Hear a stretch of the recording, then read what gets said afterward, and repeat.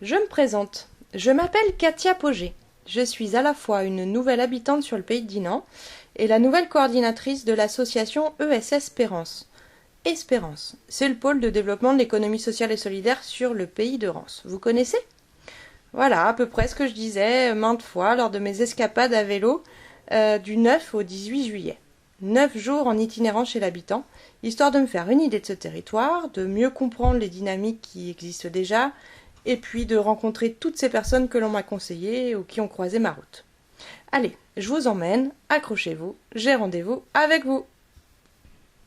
Me voici arrivée à Lancieux, au Lolipapaï, pour les ateliers du territoire où je retrouve Noémie, Nicolas et une bonne vingtaine de personnes qui ont répondu présent. Mais au fait, Nicolas, c'est quoi les ateliers du territoire ?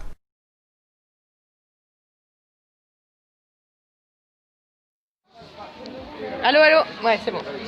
Alors Nicolas, on est au Lolipapaï là.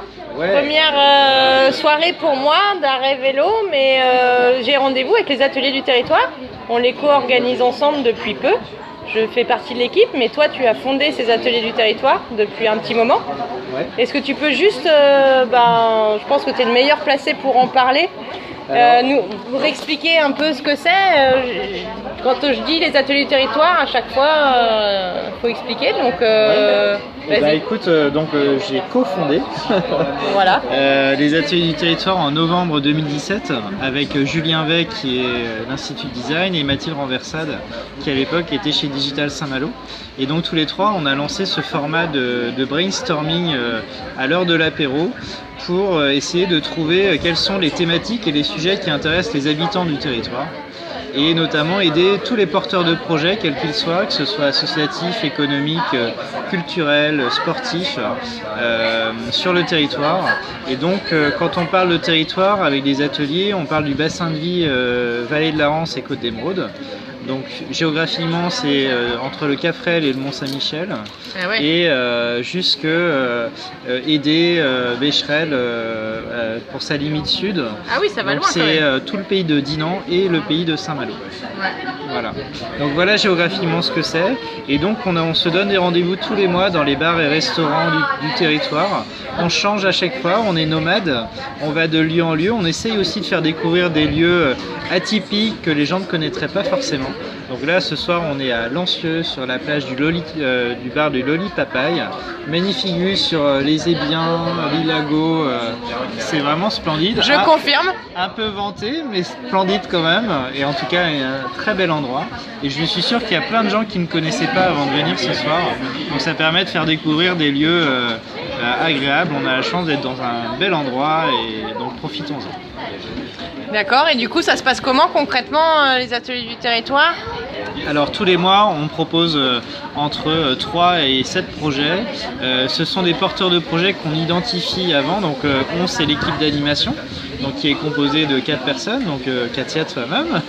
Oui c'est vrai, Noémie, ravi. Noémie Lemel qui est son homologue chez Horizon Solidaire, Julie de Closade qui fait aussi partie de l'équipe d'animation et moi Nicolas Bessec du coup qui anime depuis le début vaillamment cet atelier du territoire. Et donc avec cette équipe de 4 personnes, on identifie en amont des gens qui ont des projets.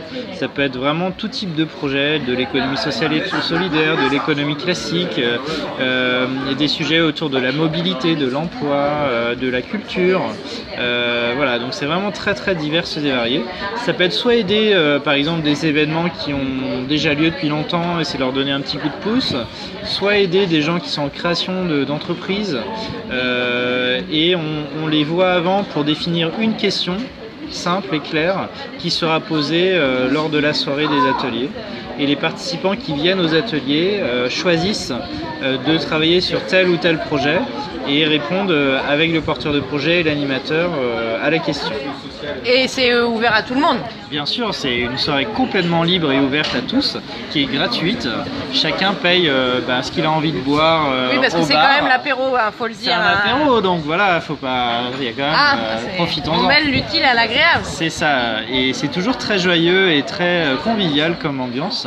et on rencontre des gens qu'on n'a pas l'habitude de voir, et un des objectifs qu'on avait dès l'origine, c'était de décloisonner et de faire se rencontrer des gens de tous les milieux, et ça c'est très très important, et c'est le cas.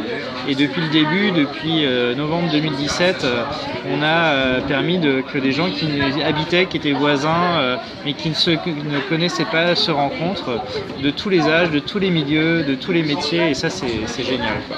Bon, et du coup, comment on fait pour savoir? Alors, on a un groupe Facebook qui s'appelle les Ateliers du Territoire.